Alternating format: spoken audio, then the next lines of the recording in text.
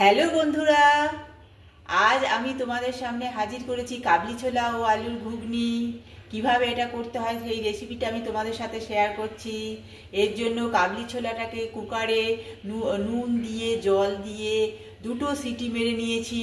তারপরে সিটি খুলে গেলে আবার আলু দিয়ে আর একটা সিটি মেরে নিয়েছি। আমার কাবলি ছোলা আলু সিদ্ধ হয়ে গেছে। এর জন্য উপকরণ লাগছে পরিমাণ মতো নুন, হলুদ, গোটা জিরে, শুকনো লঙ্কা, তেজপাতা, আর পেস্ট একটা করে রেখেছি, একটা টমেটো, একটা ছোট পেঁয়াজ, দুটো কাঁচা লঙ্কা, চারটে কাঁচা লঙ্কা, আর 1 ইঞ্চি আদা, 5 কোয়া রসুন। পেস্টের জন্য আমার লাগছে একটা ছোট টমেটো, 4টে কাঁচা লঙ্কা, 4 কোয়া রসুন, 1 ইঞ্চি আদা আর একটা ছোট পেঁয়াজ। আর এখানে আমি দিয়ে রেখেছি 1 চামচ ভর্তি ভর্তি জিরের গুঁড়ো, 1/2 চামচ ভর্তি ভর্তি ধনে গুঁড়ো, আমি অল্প একটু জল দিয়ে মিশিয়ে রেখেছি। এবার শেষে আমি দুটো কাঁচা লঙ্কা ছিঁড়ে রেখেছি পরিবেশনের সময় দেওয়ার জন্য।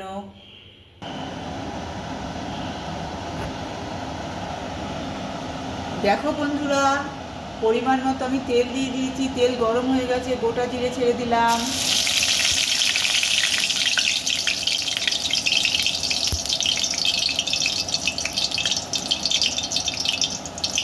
গ্যাসের ফ্লেমটা বাড়িয়ে দিয়েছি। জিরেটা পেতে গেলেই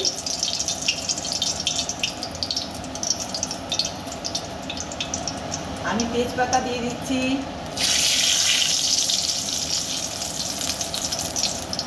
একটা শুকনো লঙ্কা মাঝখানে চিড়ে দিয়ে দিলাম।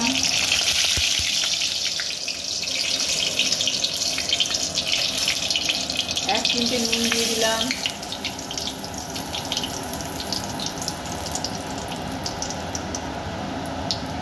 জিরেটা ভাজা ভাজা হয়ে গেলে খুব সুন্দর একটা ভাজার গন্ধ বেরিয়ে গেছে। এবার আমি এর মধ্যে পেস্টটা দিয়ে দিচ্ছি, একটা টমেটো, একটা ছোট পেঁয়াজ, চারটে কাঁচা লঙ্কা, 4 কোয়া রসুন, 1 ইঞ্চি আদা। এই পেস্টটা আমি করে রেখেছি। টমেটো, পেঁয়াজ, কাঁচা লঙ্কা, আদা, রসুন, এই পেস্টটা আমি করে রেখেছি। এই পেস্টটা আমি দিয়ে দিলাম। দেখো বন্ধুরা,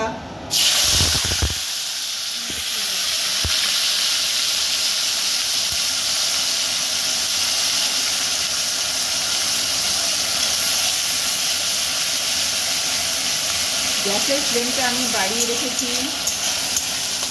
একটু নাড়াচাড়া করে দিলাম। এবার আমি হলুদটা দিয়ে দেবো।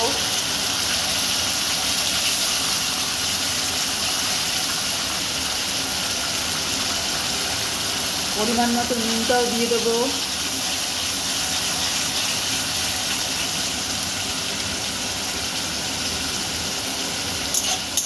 যতক্ষণ না তেল বেরোচ্ছে এইভাবে নাড়তে থাকবো।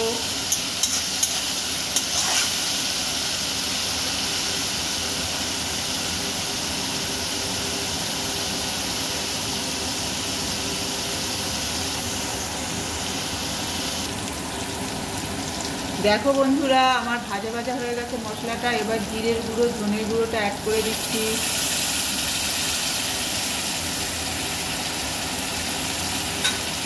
এইবার একটু নাড়ানাড়ি করবো।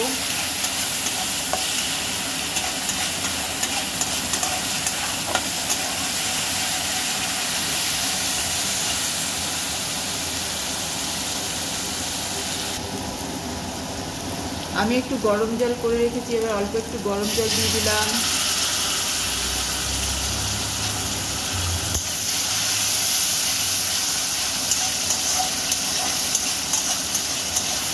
পেঁয়াজ রসুনের একটা খুব সুন্দর গন্ধ বেরিয়েছে।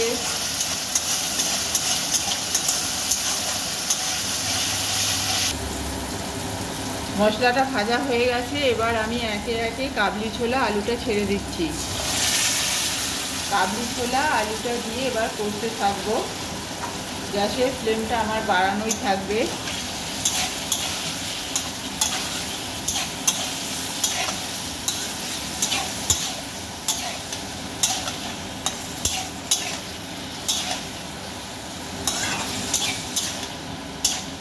দু মিনিট এইভাবে কষতে থাকবো।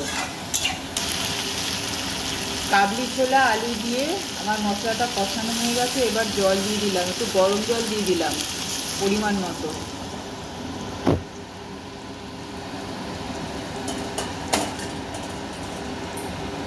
এবার একটু নাড়ানাড়ি করে দেবো, ফুটতে থাকবে 5 মিনিট। 5 মিনিট ফোটার পর এটা হয়ে যাবে। যেহেতু আলু আর কাবলি ছোলা সিদ্ধই আছে, তাই বেশি আর ফোটানোর দরকার নেই। টকবক করে ফুটে গেছে, 2টো কাঁচা লঙ্কা এর মধ্যে দিয়ে দিলাম। পুরা কাবলি ছোলার ঘুগনি রেডি। এবার নামিয়ে সার্ভ করব। আমাদের কাবলি ছোলার ঘুগনি রেডি হয়ে গেছে। দুই বোনের জুটির চ্যানেলটিকে সাবস্ক্রাইব করে দেবেন, লাইক করে দেবেন, ভালোবাসা দেবেন। অনেক ভালো থাকবে বন্ধুরা।